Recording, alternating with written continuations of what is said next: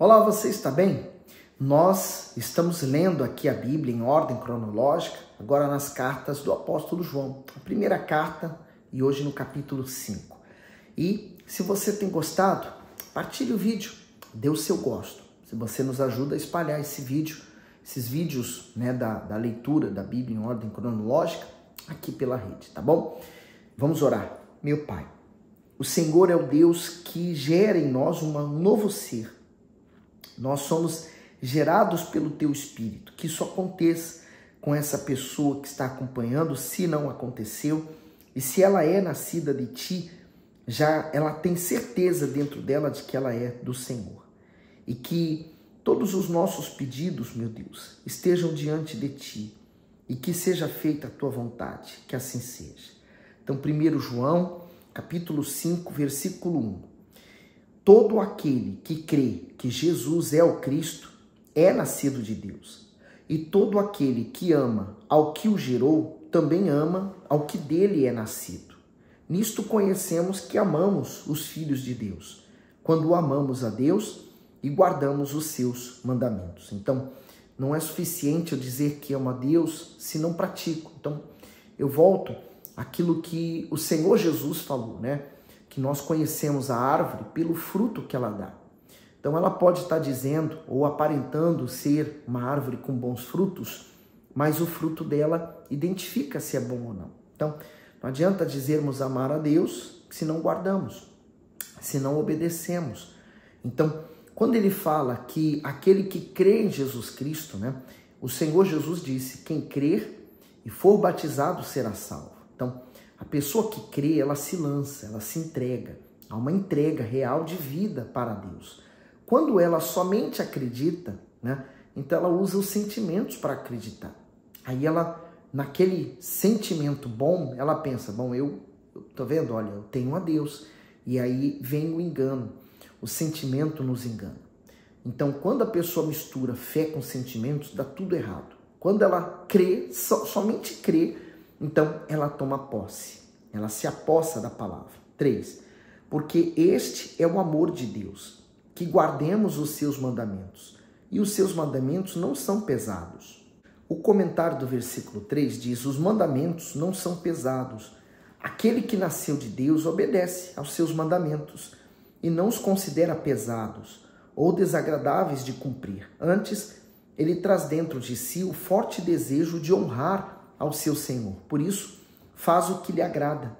Para quem tem a natureza espiritual, a vontade divina é boa, perfeita, praticável e proveitosa. Mas para aqueles que têm a natureza carnal, ela é difícil, enfadonha e opressora. Por isso, são queixosos e indisciplinados. Ele diz, que os mandamentos não são pesados. Há pessoas que consideram que seguir a Cristo é ruim, é mal, é pesado, porque elas têm que negar a si mesmo, fazer sacrifícios da sua própria vontade, não agradar o diabo, não agradar ela mesma, e ela não consegue. Então, ela simplesmente ignora seguir a Deus e ela segue a vida dela. Porém, ela faz a vontade dela aqui agora e no futuro, No futuro, qual será o seu lar da eternidade? Então, eu pago um preço alto hoje para amanhã poder estar com meu Senhor Jesus. No 4 ele diz, porque todo que é nascido de Deus vence o mundo. E essa é a vitória que vence o mundo, a nossa fé. O comentário diz a vitória da fé. O novo nascimento é a mudança interior mais profunda que o ser humano pode experimentar. Essa experiência de fé regenera o homem e o faz comungar do mesmo caráter do Senhor, tornando-o semelhante a ele espiritual e moralmente. É essa regeneração que dá acesso ao reino de Deus. Consequentemente, o Filho de Deus recebe forças para vencer o pecado, o diabo e as corrupções próprias da natureza humana. Além disso, o mundo com seus padrões, costumes e imposições não exerce mais nenhuma influência sobre ele. E mesmo que Satanás o persiga e levante guerras terríveis sobre sua vida, jamais o vencerá, pois o nascido de Deus alcançou a maior vitória da fé, a salvação. Portanto, é a fé que assegura seu crescimento, sua confiança, sua paz e a certeza de que todas as promessas do Altíssimo são fiéis e verdadeiras. Eu particularmente gosto muito desse versículo, porque ele é bem claro e bem sucinto, né? O que nasceu de Deus, quer dizer, o que enfrentou o processo de morrer para esse mundo, morrer para tudo que existe aqui na terra, mas ele renasceu para Deus. Então ele faz a vontade de Deus. Então ele vence o mundo. E lembrando que o mundo, ele está em 3 pilares básicos, né? O amor ao dinheiro, né? O dinheiro, o poder e o sexo, a busca pelo prazer.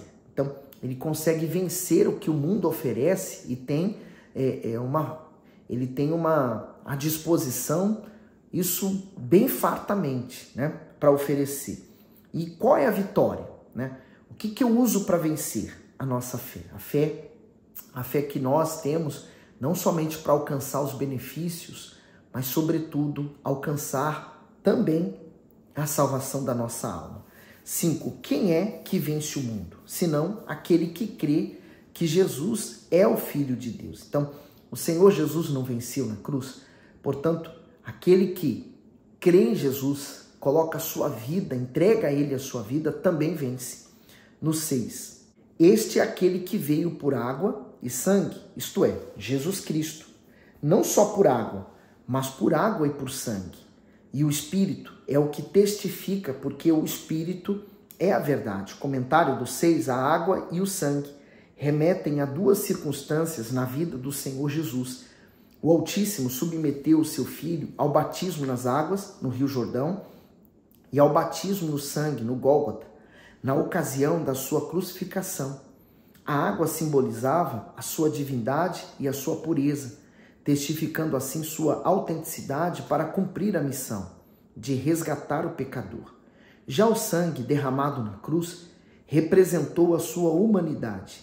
Assim, o sangue do único homem perfeito a viver sobre a terra foi, ao mesmo tempo, o sangue do próprio Deus, vertido para remir e justificar pecadores arrependidos. E também na cruz, quando o Senhor Jesus estava nos seus momentos finais, ele derramava sangue, né? O sangue dele que nos purificou, que nos lavou, assim como o sangue do cordeiro lá no Egito, e foi colocado, né, nas ombreiras das portas, protegeu aquela casa da ação daquele espírito da morte. Também hoje, né, nós somos salvos da morte eterna por causa do sangue do Senhor Jesus. E a água, porque quando o soldado espetou o lado do Senhor Jesus direito, então saiu água e sangue. Então, essa água purificadora, a água vem e ela representa simbolicamente a palavra de Deus que hoje nós estamos aqui lendo. Então, é uma água que está entrando em nós e vem nos purificando de tudo. No 7, porque 3 são os que testificam no céu: o Pai, a palavra e o Espírito Santo, e estes 3 são um. E 3 são os que testificam na terra: o Espírito, a água e o sangue. E estes 3 concordam num. O comentário diz assim: 3 são os que testificam. O Pai, a palavra e o Espírito Santo concordam em um único testemunho no céu que o Senhor Jesus é o Filho de Deus, o Messias, que veio para sacrificar a sua vida neste mundo. A lei mosaica exigia o testemunho de 2 ou 3 testemunhas para validar um julgamento. Portanto, com este tríplice testemunho, Deus confirma à humanidade o quanto a obra de redenção feita pelo Salvador é digna de aceitação, temor e reverência.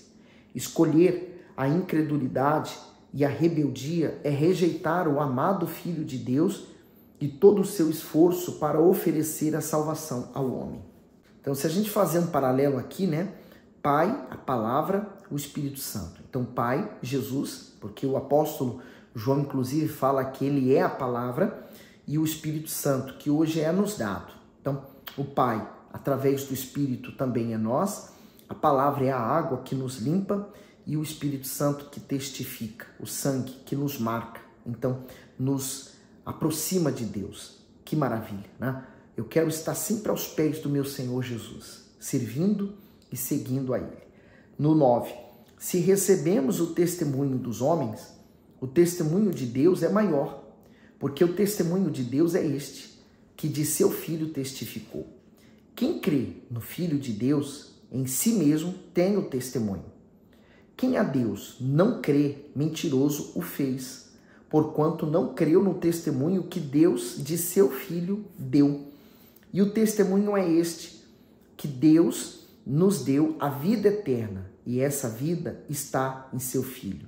Quem tem o Filho tem a vida. Quem não tem o Filho de Deus não tem a vida. Então, só há duas condições de estarmos nesse mundo. Ou através do Senhor Jesus, tendo morrido para este mundo e com a vida eterna, ou morto para Deus, porque estou vivo para o mundo e, portanto, sem vida, morto espiritualmente. A verdadeira vida, né? A verdadeira vida é quando se é vivida com Jesus. Longe de Jesus é a morte, é as trevas. Então, há muitas pessoas que estão vivas para esse mundo. Elas estão vivas para o prazer sexual, elas estão vivas para a satisfação do poder, elas estão vivas e servindo a Mamon, o dinheiro. Então, portanto, elas estão completamente mortas para o amor de Cristo. Por isso que elas matam, roubam, mentem, adulteram, elas fazem de tudo para manter aquilo que elas possuem. E aí no 13 diz, essas coisas vos escrevi, os que credes no nome do Filho de Deus, para que saibais que tendes a vida eterna e para que creiais no nome do Filho de Deus. E esta é a confiança que temos nele, que se pedirmos alguma coisa segundo a sua vontade, ele nos ouve. E se sabemos que nos ouve em tudo o que pedimos, sabemos que alcançamos as petições que lhe fizemos. Então, o primeiro critério para a pessoa ter e pedir a Deus algo é justamente o novo nascimento. É ela ter morrido para o mundo e ela ter nascido para Deus. Então, a pessoa que nasceu de Deus, primeiro, ela vai querer, sobretudo, a vontade de Deus. Lembra do Senhor Jesus lá no Getsemane? Ele orou pedindo para que se fosse passado aquele cálice dele, mas que, contudo, fosse feita a vontade de Deus. Então, ao mesmo tempo que nós queremos algo, nós queremos muito mais que a vontade de Deus seja feita. No 16, se alguém vir pecar seu irmão, pecado que não é para a morte, orará e Deus lhe dará a vida. Aqueles que não pecarem para a morte, há pecado para a morte, e por esse não digo que o ore. Então, há diferenças no pecado, né? Há pecados que não são para a morte. Então, esse aí nós devemos orar por aquela pessoa, mas há pecados que o ser humano é conduzido à morte.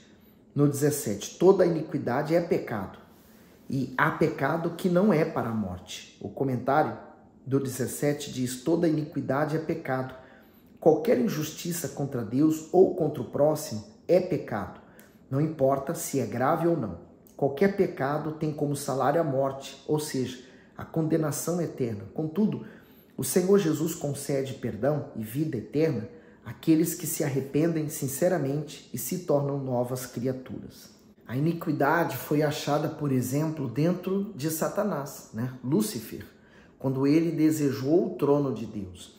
Então, é um desejo, né? Uma maquinação, é uma projeção para o pecado. E o pecado, ele é um espírito que escraviza a pessoa. Por isso que ele fala, né? Que a iniquidade é pecado, mas há pecado que não é para a morte, né?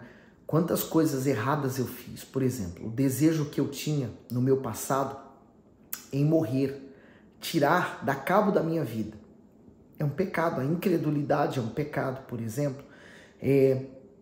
O olhar, né? Eu tinha mágoa do meu pai, então eu carregava um pecado. Então tudo isso não é para a morte, mas é um pecado que precisa ser livre, liberto dele, né?